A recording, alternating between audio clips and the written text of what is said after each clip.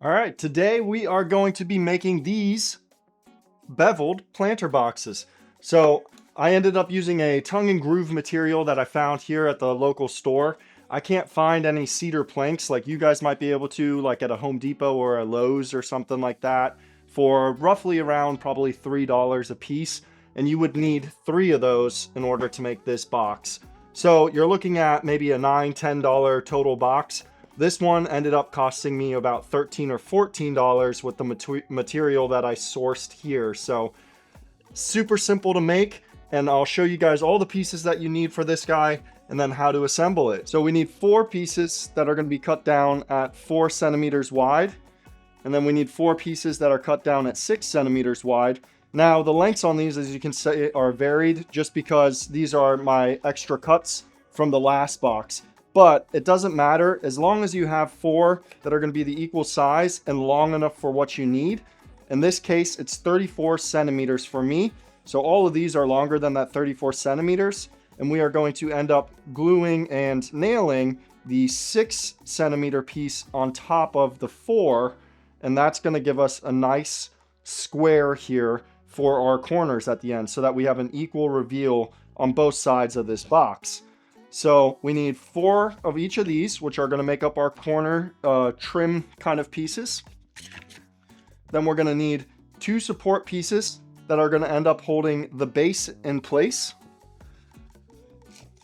And then we're going to need these guys, which I made the cut list for you guys earlier. So these guys end up being our sides of the box themselves. So that's those. And then at the end, we're going to need 1 long 6 centimeter wide one to make our picture frame top. So let's start to put this one together. So sorry for lying to you guys so blatantly there. I did not make a cut list for you guys. And part of that reason is because if you ask me, these boxes should be custom. And it just depends on what size you want at the end of the day. I ended up going with 44 centimeters for the square, I believe is what I went with. And it just worked out. It just kind of let me make the most planter boxes out of the bundle that I was able to purchase. So like I said, it took me 3 pieces to make one of these planter boxes. And the bundle that I bought came with 6 pieces. So if I kept the sizes smaller on this box, then I was able to make 2 out of that bundle instead of just 1 with some spares for another one. So I decided to go with just a smaller one to start with, and then after that I took the second bundle and I made a larger box as well. That way I could display multiple sizes and shapes and things like that. On this planter box, I decided to go with a beveled look instead of just a square to it. So what I ended up doing to get that was taking all of my side pieces and cutting a slight 8-degree angle into the ends of them to kind of taper them down at the base. And it worked out really, really well. So 8 degrees is the magic number. For the top pieces here as well, I did the 8-degree cut just on the tops of the sides. And then like I said, with these legs, just leave them longer. It was super simple to just cut them off later. If I had a flush cut saw, I would use that, but I was waiting on it, so I just used the multi-tool. On the first box, I used the jigsaw, and that was, or not the jigsaw, the Sawzall, and that was ugly. So I switched over to the multi-tool, and it worked very well. And I just took a spare piece of wood that I had laying around, and I liked the thickness of it for the leg size, so I just used it as a guide on the bottom to keep my blades straight. That way my legs would all sit nice and flush at the end of the day when I was done cutting them. So just leave the pieces longer instead of having to do all these weird angled cuts for the legs at the bottom. It's super simple to just cut them off in this fashion instead of doing a bevel and a miter to get them to sit flush. Nice. And there we have it. A box that does not wobble on the tabletop. Nice and flat everywhere. So what we can go ahead and do is get our pieces that are going to be our support brackets on the inside, either side, whatever's up to you. And we'll choose those. cut those, I mean, and install those real quickly. And then we can get the base cut and put in here.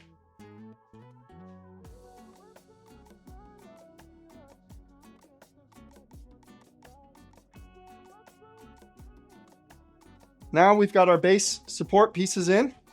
So as you can see on this side and this side, we have those in. So now we'll just have to cut our pieces down. We'll measure just to make sure everything's good. And we can cut our 2 pieces down that are going to sit in here and become the base. Now what we can do as well is we can go ahead and cut our 6-inch stock that we have. And we are going to make the picture frame top to cover this guy. Okay, now we've got all 4 of our 45-degree picture frame pieces. So we can go ahead and install those on this top guy right here. And that'll give us a nice clean look for the raised bed.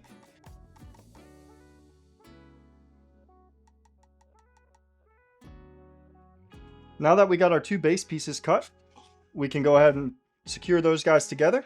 Just put them in there nice and easily. And then we will push them into place.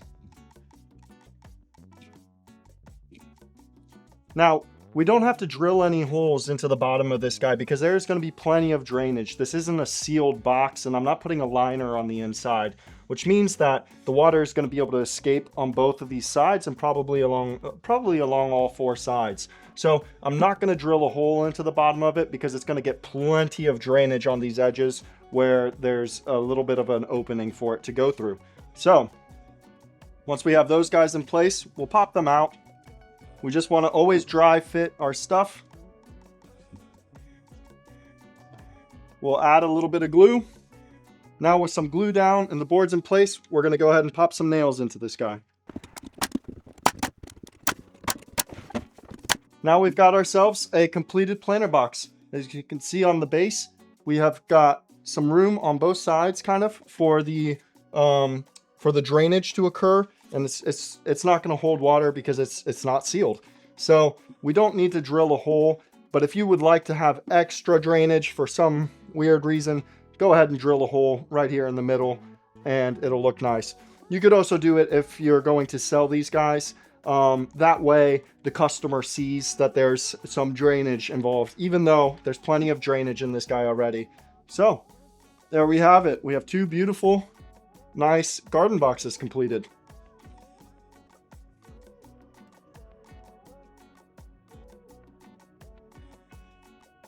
No movement.